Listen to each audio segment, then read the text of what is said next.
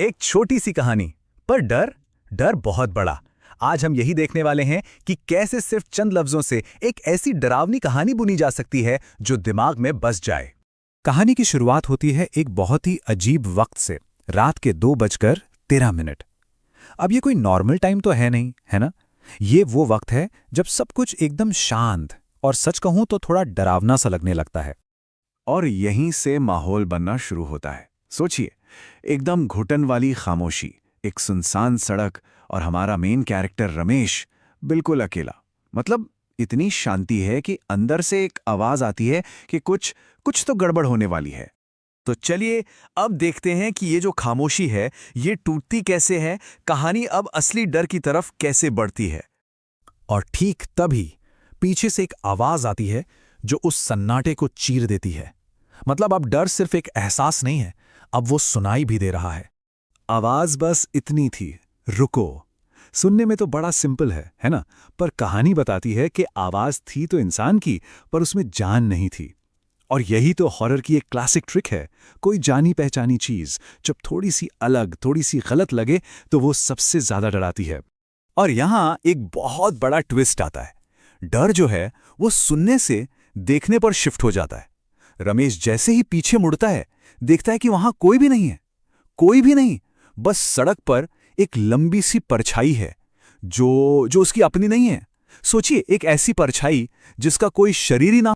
अब जाहिर है रमेश भागता है और भागते भागते वो पहुंचता है एक पुराने टूटे फूटे घर के सामने। मतलब ये बिल्कुल वही क्लासिक हॉरर वाली जगह है जिसके लिए गांव वाले हमेशा कहते हैं कि रात में वहां से दूर ही रहना। ठीक है, तो अब कहानी अपने क्लाइमैक्स की तरफ बढ़ रही है। चलिए देखते हैं कि कहानी का सबसे डरावना मोड़ कैसे आता है।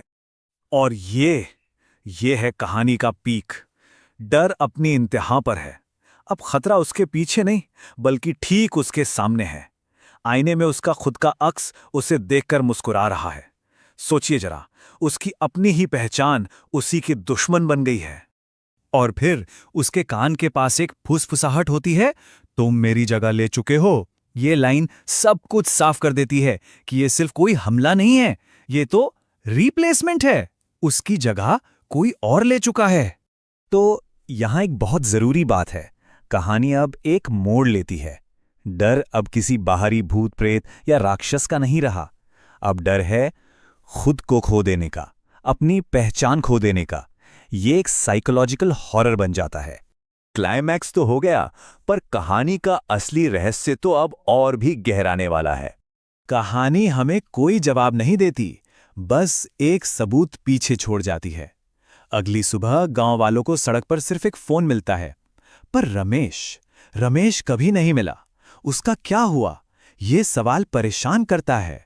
और यही तो अच्छी हॉरर कहानियों की पहचान है ना? डर जवाबों में कहाँ होता है, डर तो उन सवालों में होता है जो पीछे छूट जाते हैं। और कहानी यहां खत्म नहीं होती। यहीं हमें पता चलता है कि रमेश के साथ जो हुआ वो कोई अकेली घटना नहीं थी, ये बस शुरुआत थी।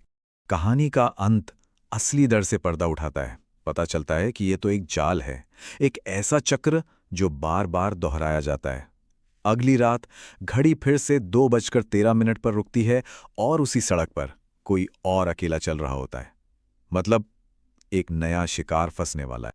ये चीज इस कहानी को किसी एक इंसान की भूतिया कहानी से बदलकर एक कभी न खत्म होने वाले श्राप में बदल देती है।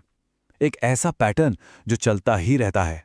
एक अकेला इंसान, एक अजीब सी मुलाकात, और फिर वो गायब हो जाता है। और यह साइकिल चलती रहती है। और आखिर में कहानी हमें एक आखिरी बहुत ही डरावनी सोच के साथ छोड़ जाती है। कहानी की आखिरी लाइनें एक बहुत ही सिंपल पर बहुत गहरी और डरावनी बात कहती हैं कि कुछ रास्ते रात में घर नहीं ले जाते, बल्कि कुछ रास्ते किसी और ही दुनिया में खुलते हैं।